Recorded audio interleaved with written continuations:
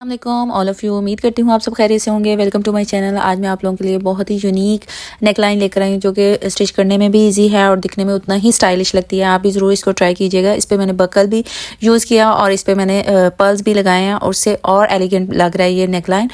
इसी वीडियो में सारे टिप्स एंड ट्रिक्स दिए हैं। वीडियो को पूरा वॉच करिएगा, कहीं भी स्किप मत करिएगा। अगर वीडियो के रिलेटेड कोई भी क्वेश्चन हो तो आप मुझे कमेंट बॉक्स में पूछ सकते हैं। आइए अब हम कटिंग की तरफ चलते हैं। सबसे पहले जो मैंने फ्यूजिंग ली है वो मैंने उसकी चौड़ाई जो है 10 इंच पे रख के मैंने कटिंग कर ली है और लेंथ जितनी थी मेरी फ्यूजिंग की उतनी ही मैंने उतार ली। इसमें कोई मेजर नहीं करके उतारी, इतना ही बॉर्डर था इसका, वो मैंने सारी कट कर ली। अब हम जो फोल्डिंग वाली साइड है उधर से मेजर कर रहे हैं। 3 इंच पे मैंने एक डॉट लगाया और लेंथ में मैंने 4 इंच पे डॉट लगाया और टोटल इसकी लेंथ जो है वो मैं 15.5 इंच रख रही हूँ। 15.5 इंच पे निशान लगाऊंगी। मैंने 15.5 इंच पे एक डॉट मार्क कर लिया। डॉट मार्क करने के बाद जो है अब मैंने जितने भी डॉट लगाए हैं उस पर मैं स्क्वायर लाइन बनाऊंगी ऊपर से। जो एक 4 पे लगाया था पॉइंट और एक 3 पे लगाया था, दोनों को मिलाते हुए राउंड शेप दे दूंगी। शेप देने के बाद अब जो है हमने जो सीधी लाइन लगाई हुई है वो मैं 3 इंच का वी कट रखना चाह रही हूँ, तो उसी हिसाब से मैंने 1.5 पे एक डॉट लगाया है और डॉट लगाने के बाद जो हमने 15.5 इंच पे निशान लगाया तो उसके साथ मैंने मिला दिया। अब जितनी भी हमने चौड़ाई रखनी है फ्यूजिंग की, 1/2 इंच रखनी, 1 इंच रखनी, मैं 0.7 रखूंगी। और जो मैंने डॉटेड लगाए थे वो थोड़े से टेढ़े लग रहे थे, इसलिए फिर मैंने स्केल से वी कट का निशान दे दिया। ऊपर से वैसे मैंने राउंड रखा है। अब जहाँ पे हमने मार्किंग की है अब कटिंग कर देंगे। सबसे पहले मैंने राउंड शेप निकाल दी और फिर जो मैंने वी कट रखा है तो उसको कटिंग करेंगे। इसके बाद जो है हमने जितनी फ्यूजिंग की चौड़ाई रखनी है 0.7 रखनी, 0.5 रखनी या 1 इंच रखनी है। 1 इंच तो नहीं रखी जाती, मैं 0.7 रख रही हूँ, उसी पे मैं कटिंग कर रही हूँ। कि फ्यूजिंग उसी हिसाब से हम रखते हैं। बाज़ दफ़ा हमें 0.5 भी रखनी पड़ती है और उससे कम भी हम रख सकते हैं। ये तो हम नेकलाइन के डिज़ाइन के पे डिपेंड करता है कि हमें क्या रिक्वायर्ड है, तो इसलिए मैंने 0.7 रखा। अब जो है हम बैक का भी नेकलाइन फ्यूजिंग में ही कट कर रहे हैं। जैसे कि जो मैंने फ्रंट से राउंड शेप निकाली थी वही मैंने रखी और उस पर निशान लगा दिया उसकी चौड़ाई पे। और जो लेंथ है उसको मैं 3 इंच पे लगा रही हूँ क्योंकि मुझे ज़्यादा डीपली नहीं चाहिए, थोड़ा यानी कि छोटा नेकलाइन बना रही हूँ, तो उस हिसाब से मैंने 3 पे लगाया और 1/2 इंच जो सीम अलाउंस में चला जाएगा और 2.5 हमारा जो है नेकलाइन वो रेडी होगा। और फ्यूजिंग उसी हिसाब से कटिंग की है जो हमने फ्रंट के हिसाब से 0.7 कट की है। इस तरह हमारी नेकलाइन कटिंग हो चुकी है। अब हम फैब्रिक पे पेस्ट करेंगे आयरन से। अच्छे से आयरन करेंगे इसको और लगाएंगे और दरमियान का जो फासला है उसको हम 3 इंच पे ही रखेंगे।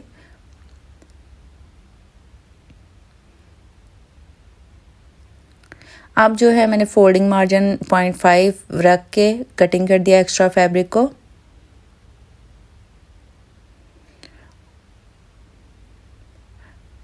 अब हम इस पे एक क्रीज डालेंगे बिल्कुल मिड में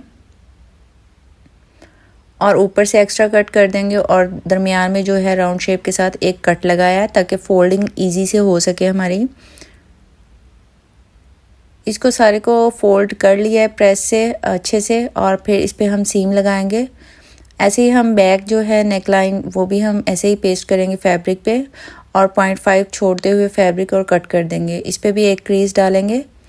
क्रीज डालने का ये है कि हमें लाइन हमें ड्रॉ नहीं करनी पड़ती, वो हमें क्रीज से ही मिल जाती है। अब जैसे कि हो चुका है, मैंने बिल्कुल शर्ट के बिल्कुल दरमियान में क्रीज डाली हुई थी, उस पर रखा और मैंने सिलाई लगा ली थी जो नेकलाइन हमने बनाया था। अब हम शर्ट के ऊपर रखेंगे और क्रीज जो डाली हुई है उसको मिलाते हुए हम एक पहले दरमियान में सीम लगाएंगे। जब हमारी दरमियान की सीम कंप्लीट हो जाएगी फिर हम इसको टर्न देंगे फ्यूजिंग के बिल्कुल साथ साथ।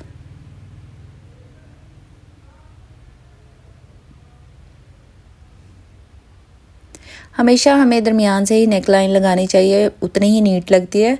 या आप पिन अप कर लें, अगर आपने सिलाई नहीं लगानी तो आप पहले पिन कर लें बिल्कुल दरमियान में, फिर आप सिलाई लगा लें पूरे नेकलाइन को। दोनों साइड पे जो है सीम लगा के फिर मैं दोबारा से लॉक कर रही हूँ उसको। अच्छे से लॉक करने के बाद कटिंग कर लिया। कटिंग करने के बाद अब हम 0.5 फैब्रिक छोड़ते हुए एक्स्ट्रा फैब्रिक है उसको निकाल देंगे और जो ऊपर राउंड शेप आ रही है उसमें हम छोटे छोटे कट लगाएंगे, बिल्कुल सीम के साथ लगाएंगे, सीम के ऊपर नहीं लगाएंगे। अगर हमारी सिलाई के ऊपर कट लग गया तो वहाँ से ओपन हो जाएगी और फिर से हमें सिलाई लगानी पड़ेगी। बड़े ध्यान से लगाइएगा इस पर। अब जो है बैक का भी हम ऐसे ही बिल्कुल दरमियान से स्टार्ट किया, पहले लेफ़्ट और फिर राइट, दोनों साइड पे हमने जो सिलाई लगा ली, फ्यूजिंग के बिल्कुल साथ साथ लगाई, उतनी ही फिनिशिंग आती है। अगर आप थोड़ा सा फासला रख के लगाएंगे तो वो उतनी फिनिशिंग नहीं आएगी आपकी नेक लाइन में। इसी तरह हम इसका भी फैब्रिक जो है एक्स्ट्रा वो कटिंग कर देंगे और फिर इस पे छोटे छोटे कट लगाए। अब जो हमने बिल्कुल वी कट के दरमियान में फैब्रिक लगाना है उसको मैंने सिलाई लगा के दोनों साइड और फिर मैंने अच्छे से फोल्ड कर लिया। अब हम इसको अच्छे से आयरन करेंगे। वाटर स्प्रे किया और अच्छे से आयरन किया बैक को। अब फ्रंट को भी ऐसे ही सेम इसी तरीके से करेंगे हम।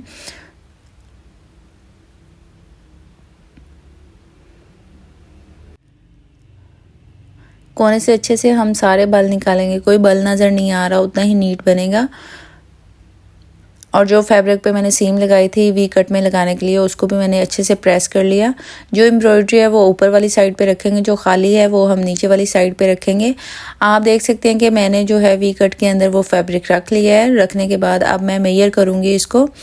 हमने नेक लाइन रखना है 7 इंच। 7 इंच पे डॉट लगाऊंगी एक, उधर भी दूसरी साइड पे भी डॉट ऐसे ही 7 इंच पे लगाऊंगी। अब जो मैंने डॉट लगाए हैं वहाँ तक मैं कपड़ा रखूँगी और दरमियान से मेजर करूँगी 3 इंच, क्योंकि हमने इसकी 3 इंच पे ही रखा है इसकी चौड़ाई, तो इसलिए मैंने 3 इंच पे ही इसको रखूँगी। सारी मेजर अच्छे से करिएगा और फैब्रिक पे रखिएगा। और रखने के बाद अब मैं जो है UHU यूज़ कर रही हूँ, क्योंकि फैब्रिक ग्लू जो है वो फिनिश हुई थी, तो इसलिए आप इसका भी यूज़ कर सकते हैं। लगाने के बाद मैंने अच्छे से आयरन किया। आयरन करने के बाद अब मैं इसको जो है उल्टा करूँगी और जो एक्स्ट्रा फैब्रिक है उसको कटिंग कर दूँगी। इस तरह जो हमारा फैब्रिक है वो उतना ही फिनिशिंग देता है। अब मैं इसके ऊपर सीम लगा दूँगी, बिल्कुल किनारे किनारे पे सिलाई लगानी है ताकि फैब्रिक जो है अच्छे से सिलाई के अंदर आ जाए। इस तरह जो है हमारा नेक लाइन फ्रंट का कंप्लीट होता है। और बैक का जो है अभी हमने इसकी हेमिंग नहीं की। अब हम जो बैक की नेक लाइन है उसके साथ अटैच करेंगे इसको। शोल्डर पे मैंने दोनों बराबर रखते हुए फ्यूजिंग को खोलते हुए सिलाई लगाई है।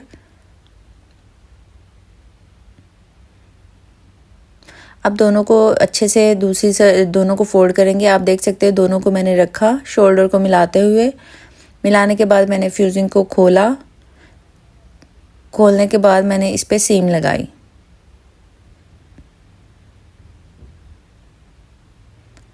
सीम लगाई और फिर मैंने ऊपर से थोड़ा सा एक्स्ट्रा जो थे उसको कटिंग किया और दोनों साइड पे फैब्रिक को किया और फिर तरपाई शुरू की। अब जो है तरपाई मैं थोड़ा सा ही बता रही हूँ, बाकी सारे नेकलाइन की आपने हेमिंग करनी है अच्छे से। अब जो है हेमिंग हो चुकी है। अब हम पल्स लगा रहे हैं। पल्स लगाने का मैं थोड़ा सा तरीका आप लोगों के साथ शेयर करूँगी। उसी मेथड से अपने सारे पल्स लगाने हैं। जो 3 मैं डाल रही हूँ, 3 पल्स हम नीडल में लेंगे और जहाँ से हम धागा निकाल रहे हैं वहीं पे जाके हमने इंसर्ट करना होता है। फिर हम 0.7 पे जो है फिर से मैंने सुई को निकाला और फिर 3 मोती लिए। मोती लेने के बाद जिधर से मैंने धागा निकाला है फिर वहीं पे ही मैंने इंसर्ट किया सुई को, ताकि बिल्कुल साथ तीनों यानी कि जो है मोती वो तीनों बन के एक फूल की शक्ल दे। ऐसे ही हम सारे कंटिन्यू करेंगे और लास्ट पे मैं इस पे बकल लगाना भी आप लोगों को बताऊंगी कि कैसे लगाया है मैंने।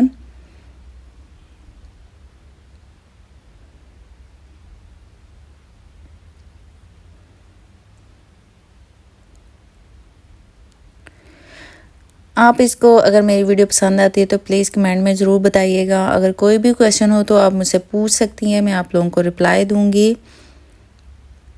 अगर मेरी वीडियो पसंद आती है तो प्लीज़ लाइक करें, सब्सक्राइब करें और बेल आइकन को दबाएं ताकि मेरी हर आने वाली वीडियो का नोटिफिकेशन आप लोगों तक पहुंच सके। थैंक्स फॉर वॉचिंग, जज़ाकल्लाह खैर। मिलते हैं एक नई वीडियो के साथ, तब तक के लिए अल्लाह हाफिज़।